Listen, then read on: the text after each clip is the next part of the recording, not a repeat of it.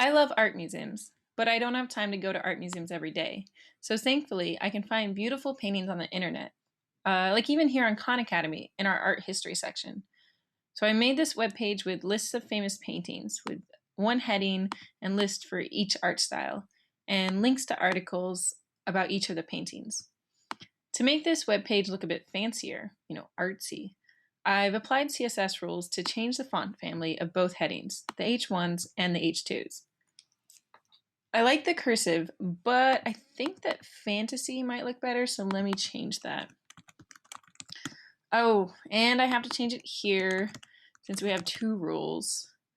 But really, I always want all my headings on this page to have the same font family, and I don't want to have to keep changing the font family in two places every time I change my mind. What is the solution here? To turn our two CSS rules into one CSS rule. Let's just think about that for a bit. You might suggest adding the same class to our H1s and H2s, and that would definitely work, and we could just have one CSS rule for that class. But it'd ultimately be more work on our end because we'd have to remember to add that class every time we made an H1 or H2. Fortunately, there is a better way. We can group our selectors together using commas. We just add a comma after this H1 here, then write H2. And now we can delete this other rule because we merged it into the first one, and ta-da! Our web page looks the same. Now, when I want to experiment with changing the font family, I can do it in one place. Here, I will change it back to cursive, and now they're all cursive.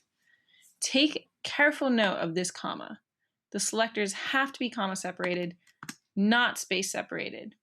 As we've seen, a space is used for descendant selectors and means something entirely different to CSS.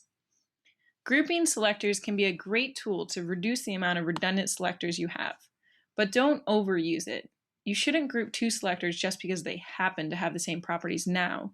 You should group two selectors because you always want them to have the same properties, usually because they're semantically very similar to each other.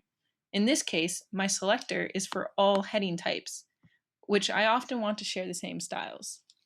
Stay tuned for one more common use case for group selectors.